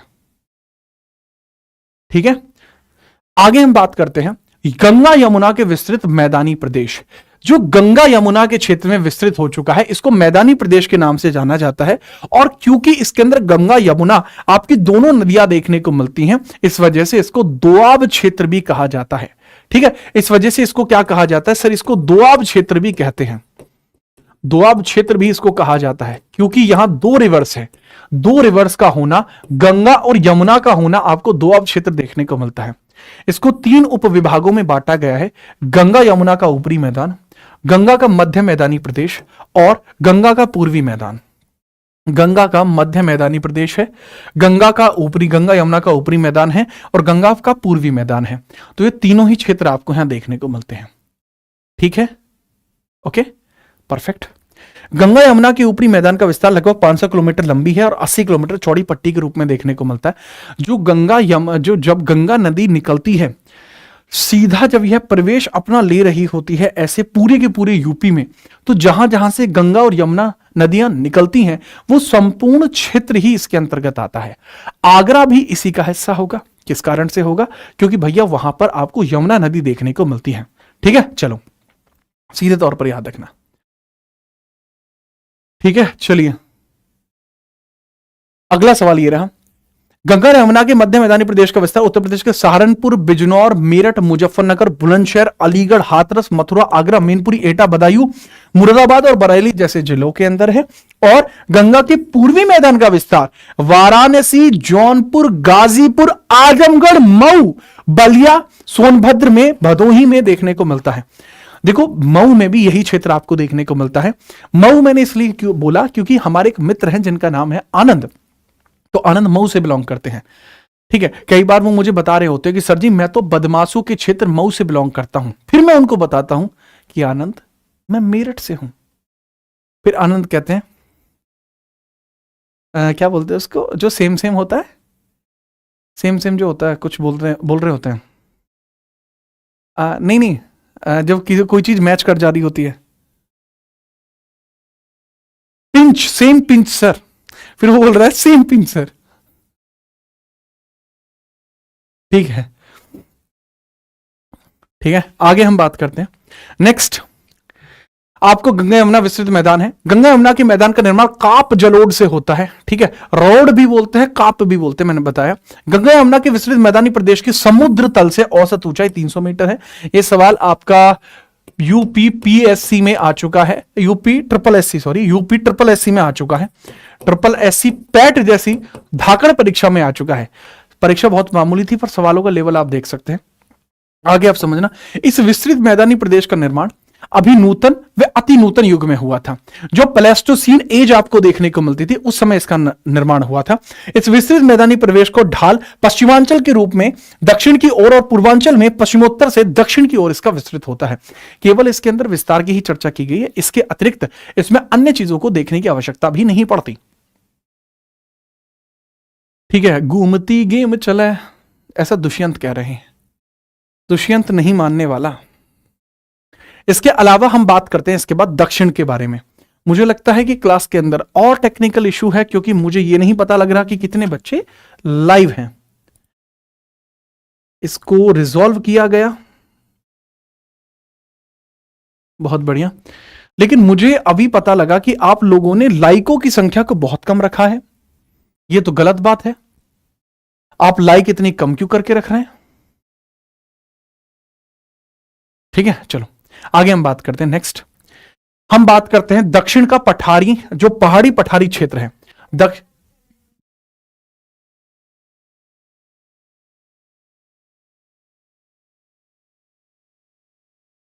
चलिए, टेलीग्राम चैनल लिंक अभी आपको प्रकट हो रहा है, तब तक ये देखिए। उत्तर प्रदेश में दक्षिण पठारी प्रदेश का कुल क्षेत्रफल 45,200 वर्ग किलोमीटर है। दक्षिण पठारी प्रदेश के अंतर्गत बुंदेलखंड व बाघेलखंड के भूभाग सम्मिलित हैं। बुंदेलखंड और बाघेलखंड के जो भूभाग हैं वो इसी के अंदर सम्मिलित आपको देखने को मिलते हैं।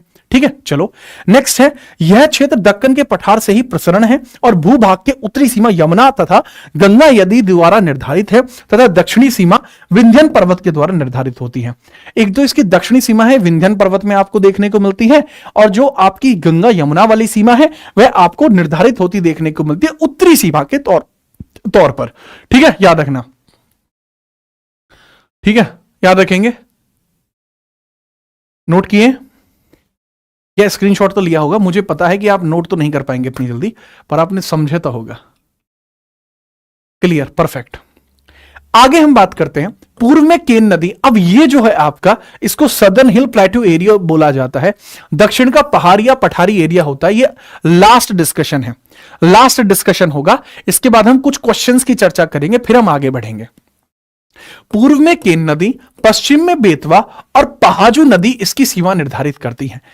अच्छा, जो आपका मध्य क्षेत्र है, मध्य मैदानी क्षेत्र है, उसका जो विभाजन है वो किस नदी पर निर्भर करता है? सर, वो गंगा यमुना पर निर्भर करता है। वहीं अगर मैं इसकी बात करूं कि केन नदी, पूर्व में केन नदी, पश्चिम में बेतवा और पाहुजा नदी इसकी सीमा निर्धारित करती हैं। तो इसका सीमा निर्धारण कुछ इस प्रकार से देखने को मिलता है। बताऊं मैं आपको, इसके अंतर्गत झांसी, जालौन, हमीरपुर, महोबा, चित्रकूट, ललितपुर, बांदा, प्रयागराज जिलों का मेजा और करछनी तहसील, गंगा के दक्षिण में पड़ने वाले मिर्जापुर का हिस्सा और चंदौली जिले की चकिया तहसील इसके अंतर्गत आती है, क्योंकि यहां बजरीली, कंकरीली, पथरीली भूमि देखने को मिलती है। याद रखेंगे, जोरदार। आगे हम बात करते हैं। ठीक है, बहुत बढ़िया। नेक्स्ट, आगे अगला सवाल दक्षिण के बारे में बात कर रहा हूं। पठारी क्षेत्र की ऊंचाई 300 मीटर के आसपास है, कुछ क्षेत्रों पर 450 है। और अगर मिर्जापुर सोनभद्र जिले के कुछ आसपास पर कैमूर और सोनाकर की पहाड़ियां देखूं तो वो 600 मीटर तक ऊंची हैं। बुंदेलखंड का निर्माण उत्तर प्रदेश के दक्षिणी उच्च प्रदेश में विंध्य काल की प्राचीनतम नीच चट्टानों के द्वारा निम्न प्रदेश में नदियों के द्वारा निक्षेपित मिट्टी से हुआ है। सर, जो आपको एरिया का डिवीजन का निर्माण आपको देखने को मिलता है, बुंदेलखंड का निर्माण जो होता है ये जेनेसिस रॉक की वजह से हुआ है। कौन से रॉक की वजह से? सर, जो जेनेसिस रॉक होते हैं उसी की वजह से इसका निर्माण हुआ है, जो विंध्यन के समय में देखने को मिले थे। साथ में उत्तर प्रदेश के अंदर जो सॉइल डिपॉजिट्स है उसी की वजह से लोअर रीजन जो है उसका निर्माण भी यहां पर हुआ है। लोअर रीजन का निर्माण भी उसी की वजह से यहां पर हुआ है। ठीक, आगे हम बात करते हैं। अगला सवाल, बुंदेलखंड के पश्चिम भाग में काली मृदा रेंगूर का विस्तार है, जो मालवा पठार का ही विस्तार है। काली मृदा का भी विस्तार आपको देखने को मिलता है। बुंदेलखंड के पश्चिम भाग में काली मृदा रेंगूर का विस्तार है, जो मालवा पठार का ही विस्तार है। यह पॉइंट भी इंपॉर्टेंट होगा। साथ में ही समझना कि कैमूर श्रृंखला बुंदेलखंड से लगी हुई है, इसकी रचना विंध्य शैलों से हुई है और बुंदेलखंड में चल्लास नामक घास बहुयुता में पाई जाती है। यह बहुत इंपॉर्टेंट सवाल है, पूछा जाता है बुंदेलखंड में पाई जाने वाली मृदा, जो बुंदेलखंड में पाई जाती है, ये आपकी किस नाम से जानी जाती है? तो आप बताएंगे बुंदेलखंड में पाई जाने वाली मृदा चल्लास नाम से जानी जाती है। समझ पाए? यहां पे कंप्लीट होता है आपका दक्षिण का विस्तृत क्षेत्र। हां, इसमें दो पॉइंटर्स और हैं जो इसके बारे में बताते हैं, वो भी थोड़ा सा देख लीजिए। बुंदेलखंड में शंक्वाकार टीले बहुता में मिलते हैं, एबंडेंट है। कोनिकल माउंट बुंदेलखंड में मिलते हैं, कंकरीली भूमि पर इस प्रकार के टीले बन जाते हैं। नेक्स्ट है, बाघेलखंड क्षेत्र की प्रमुख नदी सोन नदी है। बुंदेलखंड बाघेलखंड सटे हुए एरिया है, क्योंकि ये सदर्न हिल प्लेटू रीजन का ही हिस्सा है। यहां पर जो पहाड़ियां हैं उनमें एक नदी निकलती है, सोन नदी। ये अमरकंटक की चोटी से निकलती है और बाघेलखंड बुंदेलखंड दोनों ही क्षेत्रों में बहती है। ये मुख्य नदी है। बाघेलखंड के उत्तर व दक्षिण में क्रम से सोनपुर और रामगढ़ की पहाड़ियां अवस्थित है। सोनपुर और रामगढ़ की पहाड़ियां आपको देखने को ही यहां पे मिलती हैं। ठीक है, अगला पॉइंटर है कि दक्षिण पठारी प्रदेश की औसत ऊंचाई 300 मीटर है। दक्षिण पठारी प्रदेश के ढाल दक्षिण से उत्तर की ओर है। ढाल मतलब दक्षिण से उत्तर की ओर है। ये कुछ इस प्रकार से फ्लोटेड है। अगर आप यूपी के मैप को देखेंगे तो वो ऐसे नहीं है, यूपी का मैप ऐसे है, उल्टा। मतलब मैं आपको बताता हूं, यूपी का मैप उल्टा इस वजह से है, जो उल्टा वाली बात मैंने कही है वो उल्टा कुछ इस प्रकार से है कि यूपी का मैप जो है, ये वाला जो हिस्सा है ग्रीन हिस्सा उठा हुआ है, ऐसे टिल्टेड है, यानी अंदर की ओर ले जाएगा। इसी वजह से गंगा नदी यहां बहने की जगह ऐसे निकल के जाती है, क्योंकि ये एरिया ऐसे है। ठीक है, ठीक है, ठीक है, ध्यान रखेंगे बहुत ध्यान से।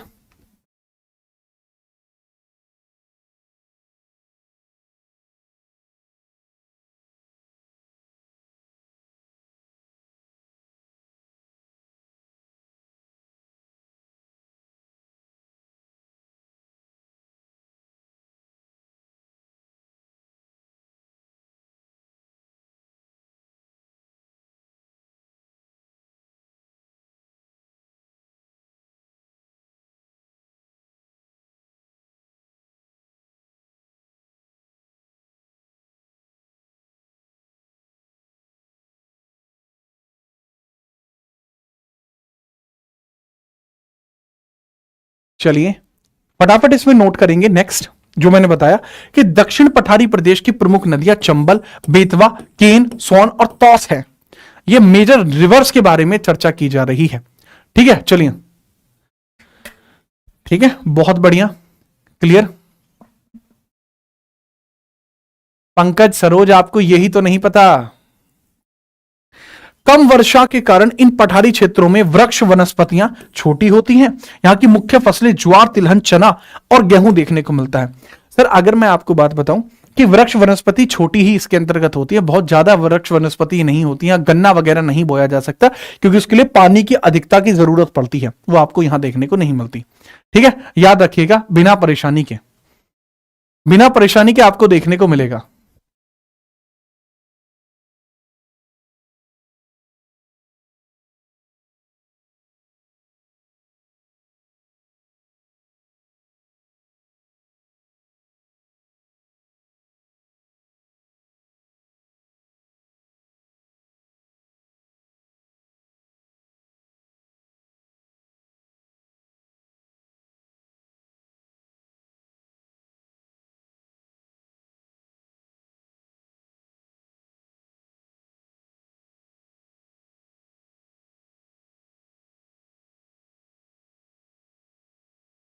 चलिए फटाफट नेक्स्ट हम बात करते हैं, संबंधित फैक्ट है। प्रदेश के कुल क्षेत्रफल के संदर्भ में नम भूमि वेटलैंड क्षेत्र का 5.15% है। अगर मैं बात करूं वेटलैंड आपको जो देखने को मिलती है 5.15% है। एक और पॉइंटर आता है, यूपी में के जो वेटलैंड्स आपको देखने को मिलती हैं वो काफी सारी।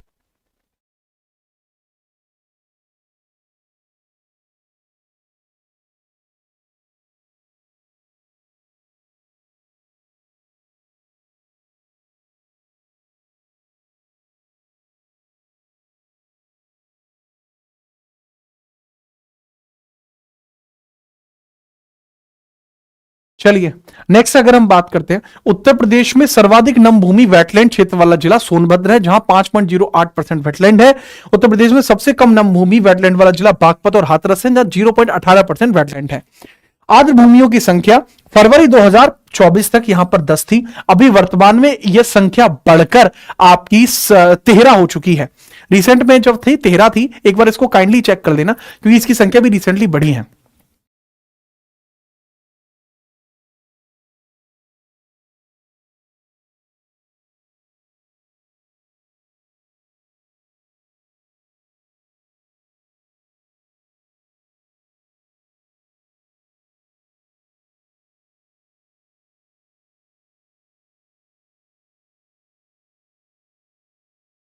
चलिए बहुत ध्यान पूर्वक आप लिख पाए होंगे इसको। सर बार बार आवाज कट जाती है। क्या क्या कह रहा है? बार बार आवाज कट जा रही है, वो काटी जा रही है। चलिए ये आपने लिख लिया। अच्छा, ये इसके बाद आपका क्लाइमेट का चैप्टर शुरू होता है, क्लाइमेट का। अब चाहे तो मैं क्लाइमेट का चैप्टर भी कवर कर देता हूं जो कि 5 से 7 मिनट लगेंगे, या चाहूं तो मैं इसको अगली क्लास में कवर करा दूंगा क्लाइमेट के चैप्टर को। बताइए, क्लाइमेट को चैप्टर को हम अगली क्लास में कवर करा देंगे, ठीक है। अब हम क्वेश्चंस की शुरुआत करते हैं। बीएनएसएस और इनकम टैक्स कब पढ़ाएंगे? बीएनएसएस के लिए सीरीज शुरू हो रही है, टेंशन फ्री रहिए। स्टार्ट करें। करंट अफेयर का बताओ, करंट अफेयर का चैनल रिलीज हो रहा है भाई, आज ही रिलीज हो रहा है, ठीक है। आगे हम बात करें, नोट कर पाए आप? चलो जी, क्लाइमेट के बारे में हम अगली क्लास के अंदर मर्ज करके हम डिस्कशन कर लेंगे क्लाइमेट के बारे में। अब हम क्वेश्चंस की बात करते हैं, ठीक है। क्वेश्चंस की अगर हम बात करते हैं, बढ़िया लेवल के क्वेश्चंस आपको देखने को मिलेंगे। ये लीजिए, निम्नलिखित में से प्रदेश का कौन सा जनपद उत्तराखंड, हरियाणा और हिमाचल प्रदेश के साथ सीमा बनाता है? ऐसा कौन सा क्षेत्र है जो कि सीमा बनाता है उत्तराखंड के साथ, हरियाणा के साथ और हिमाचल प्रदेश के साथ? बहुत ही लाजवाब सवाल। तीनों ही राज्यों से सीमा बनाने वाला भारत उत्तर प्रदेश का कौन सा डिस्ट्रिक्ट है? क्या वो मेरठ है? सर मेरठ किसी से सीमा नहीं बना रहा है, मेरठ बीचों बीच है, मेरठ क्यों सीमा बनाएगा? नहीं। क्या सोनभद्र है? सर सोनभद्र यहां दक्षिण में देखने को मिल रहा है, यह कैसे हो जाएगा? कैसी बात करते हो सर आप, नहीं हो सकता। क्या सहारनपुर है? हां सर सहारनपुर है, सहारनपुर है क्योंकि मुजफ्फरनगर हिमाचल से सीमा नहीं लगाता, ना ही हरियाणा से। करेक्ट आंसर सी, सहारनपुर आपको देखने को मिलेगा। अगला सवाल, क्षेत्रफल के घटते क्रम में सही विकल्प का चयन करें। क्षेत्रफल का घटता क्रम, सबसे बड़ा क्षेत्रफल राजस्थान, महाराष्ट्र, मध्य प्रदेश, उत्तर प्रदेश। राजस्थान, मध्य प्रदेश, महाराष्ट्र, उत्तर प्रदेश। सर करेक्ट है, राजस्थान, मध्य प्रदेश, महाराष्ट्र और उत्तर प्रदेश। सबसे बड़ा जो एरिया है वो राजस्थान का है, देन एमपी का है, देन एमएच का है, और देन यूपी का एरिया आपको देखने को मिलेगा, देन यूपी का एरिया आपको देखने को मिलेगा। आगे हम बात करते हैं, लखनऊ की सीमा किसे स्पर्श नहीं करती है? Which of the following does not share A boundary with Lucknow? Unnao, Hardoi, Ballia और बाराबंकी किसको टच नहीं करती है, उसके बारे में बात करो। लखनऊ किससे टच नहीं करती? सर हलवा सवाल था, तो ये लो दुष्यू पाजी, आपको बेहतरीन सवाल दिया गया है। दुष्यू मेरे लाल, इस सवाल में कर दो कमाल। लखनऊ किससे टच नहीं होता? क्या बलिया से लखनऊ टच होता है? सर मुझे जहां तक याद है हरदोई, उन्नाव और बाराबंकी, इनसे तो लखनऊ टच होता है, क्योंकि लखनऊ के आसपास का क्षेत्र एससीआर भी कहलाता है, स्टेट कैपिटल रीजन भी कहलाता है। परंतु कमाल की बात है कि बलिया आपको देखने को मिलता है, ये बिहार से टच होता है, बट लखनऊ को टच नहीं करता। मजा बांध दिया, बहुत बढ़िया। अगला सवाल ये रहा, पश्चिम में कौन सी नदी काफी हद तक उत्तर प्रदेश की सीमा निर्धारित करती है? वेस्ट के अंदर हम बात कर रहे हैं, वेस्ट के अंदर हम बात कर रहे हैं। कौन सी नदी आपको देखने को मिलती है पश्चिम में? मैंने बताया भी था, ये हरियाणा के साथ भी हमारी बाउंड्री साझा करती है, मतलब बताती है कि सीमा नदी के उस पार हरियाणा, नदी के इस पार यूपी। तो नदी का नाम है यमुना, क्योंकि चंबल और केन जो आपको देखने को मिलती हैं, ये एमपी वाले क्षेत्र से हमारी तरफ आ रही होती हैं। अगला सवाल, उत्तर प्रदेश के भावर क्षेत्र में किस प्रकार की मृदा पाई जाती है? सर किस क्षेत्र की बात कर रहे हैं? सर भावर क्षेत्र की बात कर रहे हैं, भावर रीजन की हम बात कर रहे हैं। कैसी मिट्टी पाई जाएगी? ऐसे सवाल बने हैं, ये प्रीवियस ईयर क्वेश्चन ही करा रहा हूं, ये प्रीवियस ईयर क्वेश्चन ही करा रहा हूं। समझ में आई बात? अगर मैं बात करता हूं सर महीन जलोढ़, फाइन एलुवियल नहीं देखने को मिलती, यह देखने को मिलती है तराई वाले क्षेत्र में। दलदली मार्शी ऑयल आपकी पाई जाएगी, कंकरीली पथरीली तो आपको पाई जाती है सर दक्षिणतम में पाई जाएगी। अगर हम बात करते हैं फिफ्थ वाले क्वेश्चन का पूछ रहा हूं बे, ज्यादातर बच्चे बता रहे हैं कि सर यहां लोमी भूर मिट्टी पाई जाती है। भाई लोमी नहीं पाई जाती, मार्शी पाई जाती है, दलदली मिट्टी पाई जाती है। ए होगा इसका, ए होगा, दलदली मिट्टी होती है। अगला सवाल, उत्तर प्रदेश के किस जिले में सबसे कम वर्षा होती है? लोएस्ट वाटरफॉल आपको कहां देखने को मिलता है? Lowest waterfall, least rainfall record किया जाता है यूपी के किस जगह पर रिकॉर्ड किया जाता है? स्टैटिक जीके कब स्टार्ट होगी? स्टैटिक जीके नए बैच के साथ स्टार्ट होगी। ग्रैनविल होगी? ग्रैनविल नहीं होगी, बिल्कुल नहीं, ग्रैनविल बिल्कुल नहीं होगी। ग्रैनविल आपको देखने को मिलती है सदर्न में, सदर्न प्लेट्यू में, सदर्न प्लेट्यू में देखने को मिलती है। मोटी मिट्टी भी पाई जाती है, मार्शी पाई जाती है इसमें। यहां अगर मैं बात करता हूं सबसे कम जो वर्षा पाई जाती है वो कहां पाई जाती है? Sir that is basically Mathura, Mathura में सबसे कम वर्षा पाई जाती है। निम्नलिखित में उत्तर से दक्षिण का सही अनुक्रम बताइए, उत्तर से दक्षिण की ओर सही अनुक्रम बताइए। कौन सा सही अनुक्रम आपको देखने को मिलता है निम्न जिले में से? ये 7वें नंबर का थला फॉर ए रीजन क्वेश्चन है। आज ही के अकॉर्डिंग आप इसको आंसर करना, यह आपका होमवर्क का क्वेश्चन है, इसको फटाफट से आंसर कर देना। और बहुत जल्दी ही आपको जीत राना सुपर शीट्स भी मिलने वाली हैं। जीत राना सुपर शीट हमारे बैचेस में मिलती हैं, लेकिन उनको मैं कोशिश कर रहा हूं कि आपके लिए फ्री करा दूं। इसका आंसर जरूर कर देना। बाकी के क्वेश्चन आपको हमारे टेलीग्राम पर जीत राना सुपर सीट के अंदर आपको देखने को मिल जाएंगे। आज की क्लास के अंदर हमने भौगोलिक विस्तार को शुरू किया है। इसके बाद हम बात करेंगे यूपी के हर एक डिस्ट्रिक्ट के बारे में। अब यूपी के हर एक डिस्ट्रिक्ट, जो मैंने कहा था कि मेरी एमएसपी मेरी टीएसपी होती है, मतलब सबसे बेहतरीन लेवल पे आपको वो चीज हमारे यहां देखने को मिलती है। तो वो मैं कैसे पढ़ा रहा होता हूं, मैं एक डिस्ट्रिक्ट लिखूंगा लखनऊ, और लखनऊ के बारे में कंप्लीट डिटेल में आपको बता दूंगा, कंप्लीट डिटेल में आपको बताऊंगा। इसी प्रकार से करके मैं 75 डिस्ट्रिक्ट्स लूंगा, जिसके अंदर लगभग 300 स्लाइड्स आएंगी, 300 स्लाइड्स आएंगी, क्योंकि एक के बारे में लगभग 4 पेजों पर आएगा। और इस प्रकार से आपके जिले की सारी जानकारियां हो जाएंगी। तो इसमें आप लिखना सर डिस्ट्रिक्ट स्पेशल आप डाल दीजिए, तो फिर मैं डिस्ट्रिक्ट स्पेशल वीडियो डाल दूंगा, डिस्ट्रिक्ट स्पेशल वीडियो डाल दूंगा। दूसरी बात, आपकी एक सीरीज भी लॉन्च होने वाली है, जो कि कल लॉन्च होगी, और उसकी जो वीडियो होंगी वो आपको मंडे से देखने को मिल जाएगी। बाकी आज आपकी अभी कुछ समय के पश्चात जीडी और एमटीएस के बारे में भी डिस्कशन होना है, तो टेलीग्राम को जरूर से ज्वाइन कर देना। आज के लिए इतना ही रहने वाला है, तब तक के लिए जय हिंद, वंदे मातरम।